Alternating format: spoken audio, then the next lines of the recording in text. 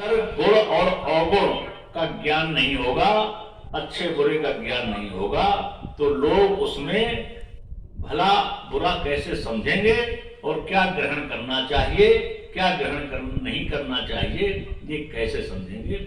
इसलिए बाबा तुलसीदास जी ने सभी की वंदना की और आगे बताया। दोहा नंबर 5 चल रहा था पिछले प्रसंग में। भलो भलाई पै लहाई, लहाए निचाई नीच, सुधा सराही अमरताम, गरल सराही नीचु। भला भला व्यक्ति हर समय भलाई ही ग्रहण करता है, या यूं कहिए सज्जन व्यक्ति हर समय सज्जनता ही ग्रहण करता है, या यूं कहे अच्छा व्यक्ति हर समय अच्छाई के ही पथ पर चलता है। जैसे उसके संस्कार है, जैसे परिवार की पारिवारिक व्यवस्था है, उनके अनुसार उस एटमॉस्फेयर में रह करके जैसा उसका आचरण बन जाता है, जैसी सत्संगी बन जाती है, या यूं कहिए कि सत्संगत से जुड़ा व्यक्ति अच्छाई ही ग्रहण करता है और कुसंगत से जुड़ा व्यक्ति वो बुराई ही ग्रहण करता है।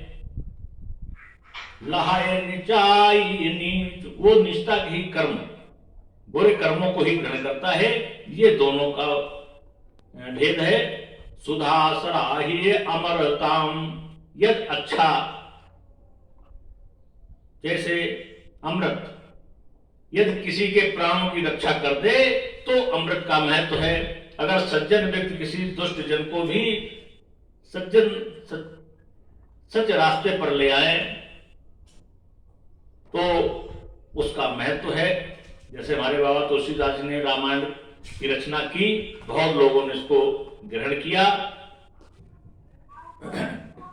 और गरल सराही मीठ, गरल की यानी विस्की का महत्व तब बढ़ता है जब वो किसी की मृत्यु कार्य कर दे। अगर किसी को विष दिया जाए और वो बच जाए तो ये मानिए ये विष सही नहीं था, इसमें कोई न कोई मिलावट थी, पूर्ण रूप में शुद्ध नहीं था।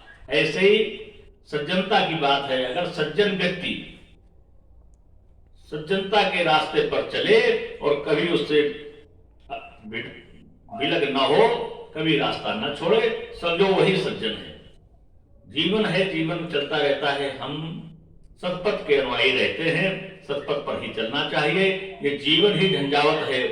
इस झंझावत जीवन में बाधाएं तो आती ही हैं, उनको आने दीजिए, इसको कोई नहीं रोक सकता। बाकी जीवन अपने पथ पर चलना चाहिए। ये हमारे बाबा तुलसीदास जी के प्रसंग चल रहा था। दोहा नंबर 5 प्रारंभ है बालकांड का। और आगे उन्होंने लिखा, खल अगुन साधु गुण गाहा, खल अगुन साधु गुण गाहा, उभय अपार उदत अवगाहा। ये जो कथाएं हैं जो रामचरितमानस में संगम है और जो वेद पुराणों में लिखा गया है, खल अग अगुन, खलों की और अगुणता की और साधुओं के गुण का कोई पारंपार नहीं है। समुद्र जैसा अपार गुण और अवगुण है। संसार में हर जीव में गुण और अवगुण समुद्र जैसे अपार हैं।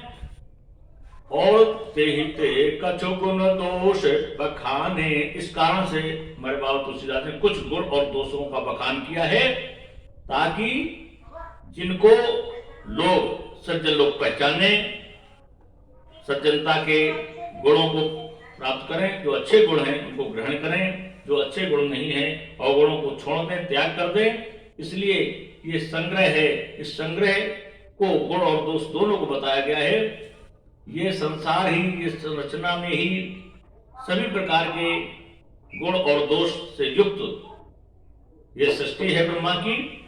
इसमें इसलिए कुछ गुण और दोषों को बताया गया है ताकि सज्जन लोग गुणों को ग्रहण करें और अवगुणों का त्याग करें, पहचाने। संग्रह त्याग न बिनु पहचान, जब तक पहचान नहीं होगी तब तक उन अवगुणों का त्याग नहीं होगा। भले हो कोच सब विद उपजाए।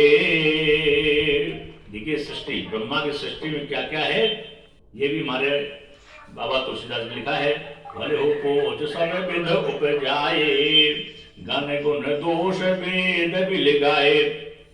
और हमारे जो भी ब्रह्मा की सृष्टि में ब्रह्मा जी ने भले बुरे सभी प्रकार के जीव जंतुओं मानव आदि को उत्पन्न किया है, और हमारे वेदों ने गुण को अलग कर दिया और अवगुणों को अलग कर दिया। ये हमारे वेदों से पढ़ने से, हमारी रामायण को पढ़ने से, इन भगवान राम के चरित्र को सुनने से पता लगता है कि अवगुण वाले व्यक्ति की क्या स्थिति है और गुण वाले व्यक्तियों की क्या स्थिति है।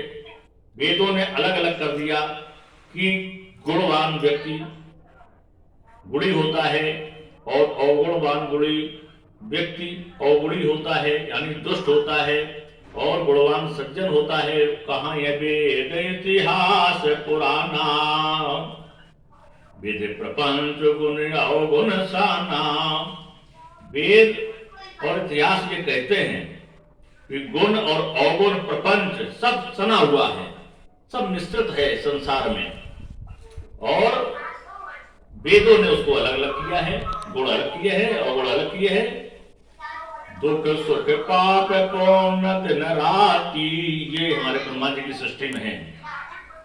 दुख है, सुख है, पाप है, पुण्य है, दिन है, रात्रि है, साधु असाधु, सुजात कुजाति,